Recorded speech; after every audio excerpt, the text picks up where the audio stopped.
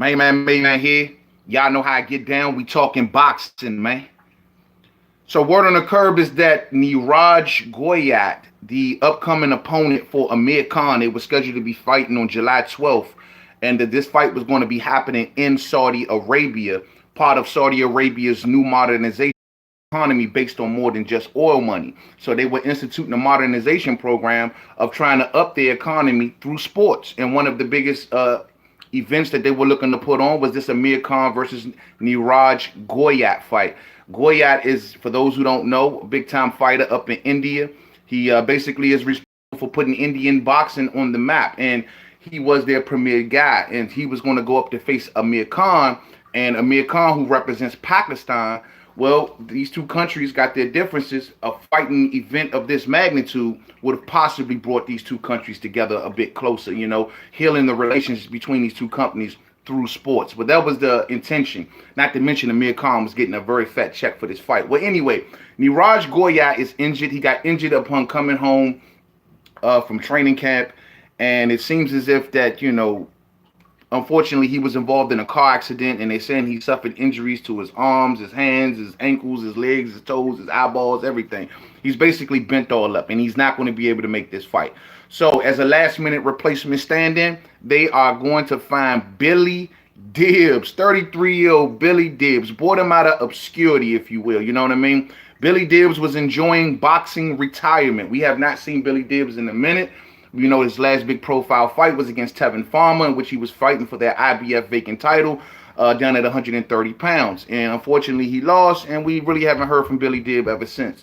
Hard fighter, always known to be a warrior, always known to bring a lot of heart into a fight. But he's been basically on the low. He had a fight not too long ago. No one talked about it. He fought a guy with a losing record. He's retired. He's been out of the game for a minute, at least at this level. And on top of that, he's coming up, 1-2 weight classes in order to face Amir Khan. Billy Dibb is not a welterweight. I don't recall Billy Dibb ever campaigning at welterweight. And of course, Amir Khan is selling it to a lot of folks over there in the Middle East, is saying that, this is similar to my fight with Canelo Alvarez, and when I went up a couple weight classes, so he's going to do the same thing. Some people over in that part of the world may buy it, but those who study the sport and watch this daily, we ain't buying it. You know what I'm saying? Amir King Khan coming off a quitting performance against Terrence Bud Crawford, in which he quit against Terrence Bud Crawford. Lion Boss says, who is Billy Dibb? Yeah, Billy Dibb was a former champion, man. Former champion down at featherweight. You know what I mean? And like I said, from what I've known of Billy Dibb, he's only been campaigning at 130, maybe even, did he even fight at 135? Maybe 135 at the highest, you know what I'm saying? And now he's coming up to welterweight after being retired for almost a year. Like, this is just I guess this is hands down made for Amir Khan to win. You know what I'm saying? Like making Amir Khan look good to a lot of folks over there in the Middle East, keeping his legacy secure over there. That's what this is made for. This is a pure showcase fight. Amir Khan plucking a smaller fighter that's been retired, you know what I'm saying, for an upcoming short notice fight. Nothing more than a pure showcase fight for Amir Khan. You know what I mean? Is Khan still going to make the $7 million? From what I understand, ain't nothing much has changed, Lion Bar. The WBC is still going to involve their pearl belt involved in this fight. He's still supposed to be making the same checks. They got the bags over there, man, so it shouldn't be a problem to them. And, it is. From the date is still the same. The location, the venue is still the same.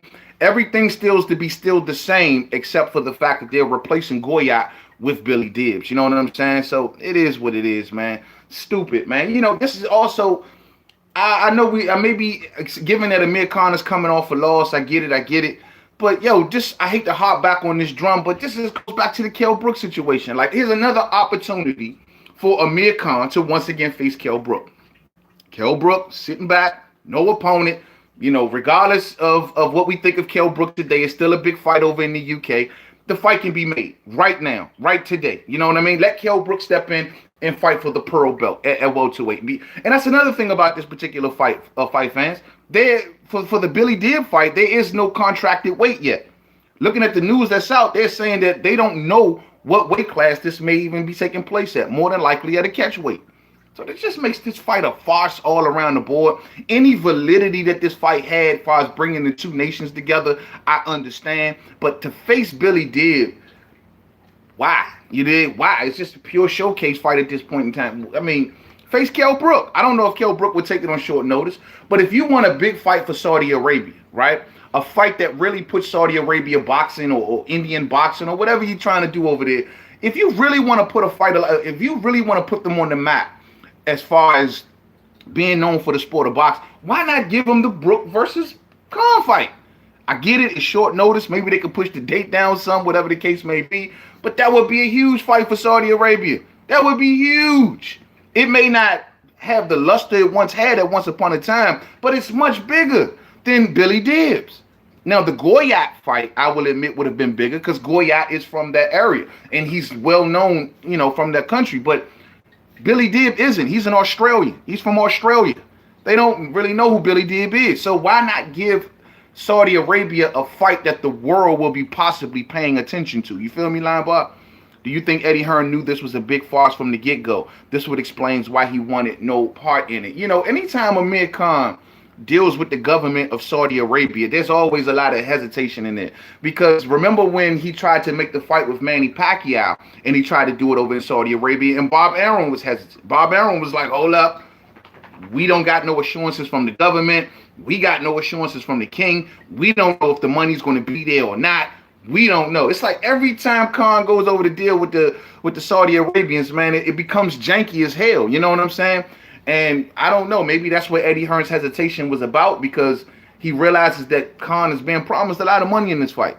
And maybe he needs to see the numbers, he needs to see the rubber hit the road before he gets all in. But clearly also on top of that, Eddie Hearn could be a little salty from the fact that Amir Khan is not thinking about fighting Kell Brook. So it is what it is. Kell Brook also is sitting back doing nothing right now. He has no fight. No one's talking about him. Has no fight lined up. We heard Terrence Crawford at once upon a time. Top rank in ESPN. Bob Arum doesn't seem like they're embracing that situation. So we don't know where Kell Brook stands. All we know is right now, with this fight with Neeraj Goyat being canceled, I think Kell Brook will be the perfect stand-in, especially for the bag of money and the reason that they're doing it. It just makes sense. They just may have to push the fight down a little bit, but they're not going to do that. It is what it is. Amir Khan has got himself a showcase fight now where he'll make a big stack of money. I'm expecting Amir Khan to blow through Billy Dibb. Clearly, Billy Dibb is probably rusty as hell. Haven't been performing on this level in quite some time, ever since the Tevin Farmer fight.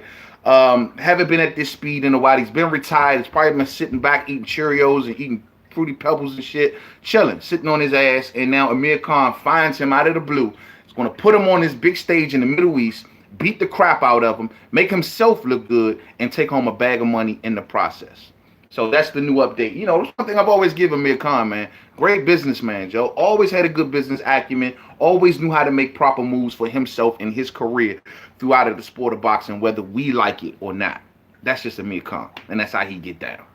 If Khan steps up, he'll get stopped. And he knows this, Linebar. If Khan steps up to anybody on the elite level, he gets stopped, in my opinion. All the welterweights today beat him. You know what I mean? And he has no chance whatsoever at 154. Khan is trying to move around boxing and just kind of get the last few chips on the floor that he can get. He's just trying to get the last couple dimes that fall off the table before he call it quits. And I can't be mad at him for that. Get your money while you can, you know what I mean? And he's making the most of his legacy that he's built throughout his career, and he's now cashing in on it. So I can't be mad at that. I can't be mad at the fact that he made better moves than Kell Brook. Kell Brook didn't make the moves that Amir Khan made. Kell Brook didn't build the following that Amir Khan made. And we can't be mad at that. Now he wants to cash in on it. But it still deprives us of a huge fight. So it is what it is. Amir Khan says he's not done. Says he still may got a couple fights left. I don't see it. I don't see him beating nobody. And that's just being 100. So to the next video, Main Man, Made Man. Don't forget to subscribe to Twitter, Made Man 511, Facebook, Main Man, Made Man Boxing Forum, Instagram, Main Man, Made Man. It's unfortunate, man, because at the very least, this particular event would have been good to bring the two countries together. You know what I mean? These two, India and Pakistan, has had differences for so long, and events like this can bring these countries together. So even though they scrapped this, who knows? Maybe Goyat or his backers come along down the line and they make this fight and make it happen. Lion Boss says Khan can't show his face in Bolton after this if he doesn't take the Brook fight. Yeah, hey, I was wondering when somebody over the UK was going to say something. To me, a Lion Bar, it's like he been getting a pass for it. Nobody been sweating him over it. He get to walk around the streets when nobody pressuring him about it. It's like, the media, they would tip on it a little bit, but not really get too much into it. It's almost as if they don't want to ruffle his feathers. It's like, they handling Amir Khan with kid gloves right now. And I don't like it. I mean, if he was over here in America, his foot would have been held to the fire of why you are ducking the most lucrative, biggest legacy-defining fight of your career. Why are you ducking it with ease? With ease. Easy money. John Lejeune, what's up, family? What's up with you, man? So it is what it is, man. The fight is over. It's not going down. Billy Dibbs get to step in. Billy Dibbs maybe make the best of his opportunity here. Hopefully he does. But he ain't been fighting in so long, man. It's sad. Lion Bar says the whole story was Pakistan versus India. Now it's basically to crown him the Middle East champ. Basically. It's going to basically be Amir Khan's show.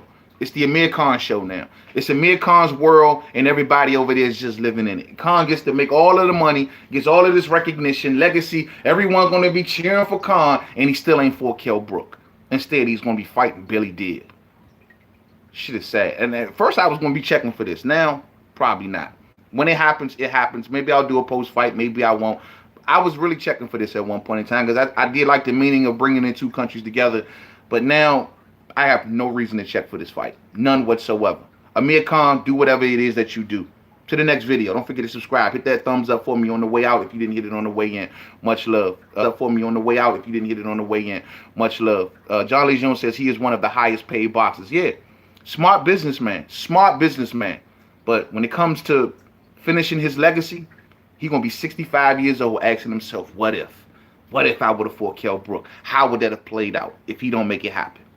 Sad. To the next video. Peace out.